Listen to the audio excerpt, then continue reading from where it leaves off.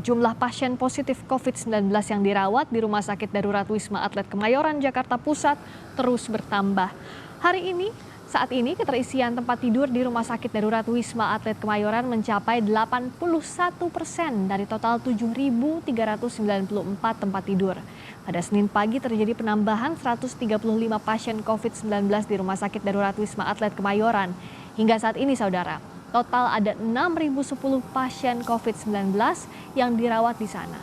Mereka berasal dari sejumlah klaster, mulai dari klaster lebaran, halal bihalal, hingga perkantoran.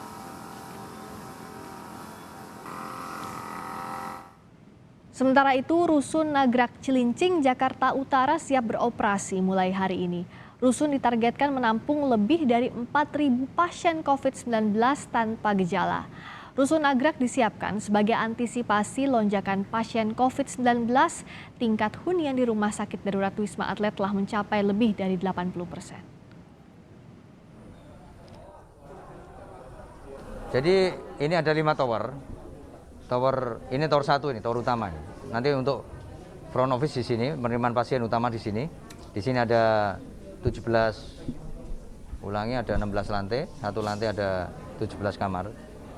Ya, satu kamar nanti akan diisi karena memang itu tipe 36. Tipe 36 kan lumayan luas. Ada 2 kamar, kemudian ada ruang tamunya lebar gitu. Sehingga nanti 2 kamar itu diisi velvet satu berarti 2. Terus kemudian yang ruang tamunya kan panjang tuh, bisa diisi velvet 2. Velvet juga 2, jadi bisa 4. Sementara itu, Kepala Dinas Kesehatan DKI Jakarta Widya Stuti mengakui penambahan kapasitas tempat tidur di rumah sakit tidak bisa mengejar kecepatan kasus aktif COVID-19 yang terus meningkat. Ia mendorong masyarakat untuk bisa berkoordinasi di tingkat RT RW agar bisa menciptakan penanganan berbasis komunitas. Selain itu, Widya Stuti mengimbau bila memungkinkan pasien tanpa gejala dapat mengisolasi diri di rumah atau lingkungannya.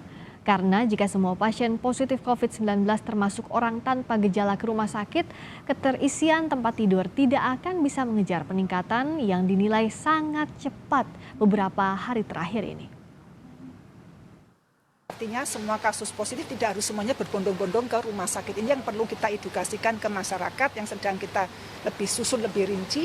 Pada saat terkonfirmasi positif tapi tanpa gejala, dengan situasi pandemi yang seperti ini, bisa dilakukan nanti isolasi mandiri di rumah dengan telemedicine dari pihak tenaga kesehatan yang sudah kita siapkan.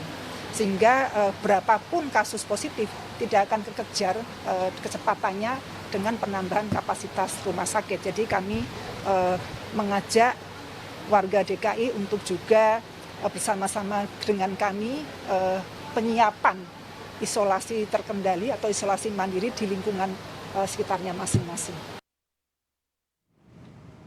Lalu bagaimana kondisi terkini dari Rusun Nagrak yang siap menampung pasien COVID-19 sore ini? Kita langsung tanyakan pada jurnalis Kompas TV, Jona Hamonangan di sana. Jona, menurut amatan Anda, jadi kapan pasien COVID-19 ini bisa mulai diisolasi di sana? Ya, Friska, per hari ini Rusun Nagrak sudah bisa menerima kedatangan pasien dengan status OTG atau orang tanpa gejala. Nah, itu saja terkait dengan kesiapan ini memang didukung banyak pihak, tidak hanya didukung dari Pemprov DKI, tapi juga dari Dinas Kesehatan khususnya yang menangani bagian COVID-19. Nah, bagaimana dengan kesiapan dari Rusun Nagrak ini? Kami sendiri sudah berkeliling dan memantau, dan untuk Rusun Nagrak sudah bisa menampung sampai 2.550 pasien dengan status OTG. Dan kita akan mencoba berkeliling melihat bagaimana kesiapan yang dilakukan oleh Dinas Kesehatan. Saat ini saya berada di Tower 3 di lantai 2, di mana tentu saja kami akan menampilkan secara visual bagaimana bentuk dari kamar yang ada di tiap rusun. Kalau kita lihat saat ini posisi saya dekat dari lift dan saya akan menunjukkan bagaimana kesiapan ruangan. Untuk bentuk dari unitnya ini persis apartemen tipe 36. Jadi memang bentuknya luas dan kita akan masuk ke dalam. Dan kalau kita lihat saat ini, kita akan berdiri sebentar. Ruangannya tengahnya ini memang bisa dikatakan cukup lega. Jadi mungkin ketika pasien mungkin akan beristirahat ataupun ingin seperti relaksasi diri, ada ruang yang cukup untuk bisa menghibur dari kepenatan. Ada 2 kamar dan kalau kita lihat saat ini ada bed berwarna orange, di mana bed ini bertipe velvet, dan kalau kita lihat interiornya di dalamnya memang masih kosong, tapi memang secara perlahan mungkin dari Pemprov DKI akan mengisi. Kalau kita lihat memang cukup nyaman, apalagi sudah disediakan satu bantal kepala, dan kalau kita lihat dari mungkin apa yang saya rasakan saat ini cukup sejuk meskipun tidak ada AC, tapi nanti ke depan akan disediakan kipas angin. Dan kalau kita berkeliling di dalam, ini ada satu dapur yang ada di samping dan ada satu kamar mandi. Nah, untuk dapurnya ini kalau kita lihat cukup lega, apalagi kalau mungkin untuk tinggal selama kurang lebih 1 minggu 2 minggu, dia sudah sangat cukup, dan kamar mandi juga sudah dilengkapi dengan shower. Jadi bisa dikatakan ini memang sudah cukup nyaman bagi pasien OTG. Itu saja merupakan satu langkah yang dilakukan oleh Pemprov DKI dalam rangka menyediakan tempat atau akomodasi yang nyaman. Total ada 2.550 bed yang disediakan. Nah, bagaimana untuk ruangan? Ruangannya itu ada sekitar 1.275. Jadi ini terbagi dalam 5 tower, dan satu tower itu sekitar 510. Jadi kalau kita akumulasi berarti ada 255 unit. Kalau kita lihat secara visual ini cukup nyaman, dan di tempat saya berdiri ini di tower 3 ini cukup strategis.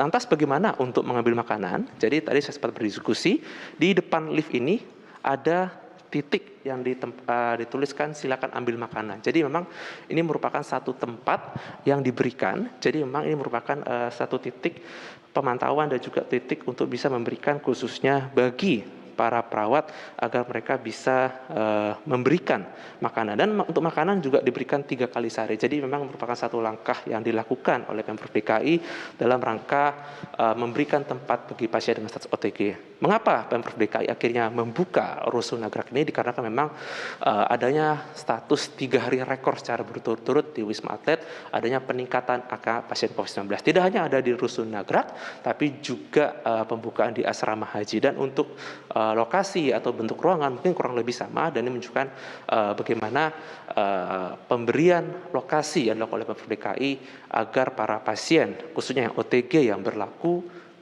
di Rusun Nagrak ini bisa cepat kembali sembuh. Namun untuk kedatangan atau mungkin untuk statusnya, memang kami akan menunggu sampai malam hari, kira-kira akan ada berapa pasien yang siap untuk ditempatkan. Namun yang pasti kesiapan sudah sangat tinggi untuk bisa mengantisipasi angka ledakan, khususnya yang memang cukup tinggi yang ada di DKI Jakarta. Priska.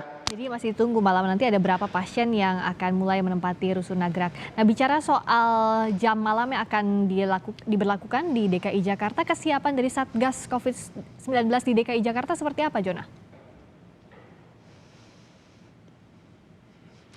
Ya, Friska, sebenarnya untuk tahap kesiapan, khususnya dalam rangka penyekatan ini sudah cukup maksimal ya, di mana kita bisa melihat bagaimana dari Dinas Perhubungan dan juga mungkin dari Direktorat Lalu Lintas Polda Metro Jaya, mereka sudah melakukan berbagai macam paparan untuk melakukan penyekatan. Jadi memang penyekatannya ada di 10 titik, dan ini merupakan salah satu titik kepadatan, dan diharapkan memang ini bisa meningkatkan kesadaran masyarakat atas adanya angka penyebaran yang cukup tinggi ataupun ledakan dari virus corona. Nah, di mana saja 10 titik ini? Dari data yang kami dapatkan, 10 titik ini ada di Bulungan, Kemang, Gunawarman, itu yang ada di Jakarta Selatan. Yang untuk Jakarta Pusat ada Sabang, Cikiniraya, Asia Afrika, Banjir Kanal Timur, dan di Jakarta Timur ada kawasan Kota Tua, dan di Jakarta Barat dan di Jakarta Utara meliputi Boulevard Kelapa Gading dan kawasan Pantai Indah Kapuk. Yang pasti terkait dengan adanya 10 titik ini merupakan 10 titik yang sudah dilakukan pengamatan dan pengawasan oleh Satpol PP dan dinas terkait, dan diharapkan bisa memecah atau mengurangi kepadatan yang ada di titik tertentu, dan diharapkan dalam beberapa waktu ke depan angka penyebaran pandemi COVID-19 yang ada di wilayah tersebut, khususnya di 10 titik, bisa menurun secara sistematis. Terima kasih Jona Hamonangan langsung dari Cilincing, Jakarta Utara. Dan bicara soal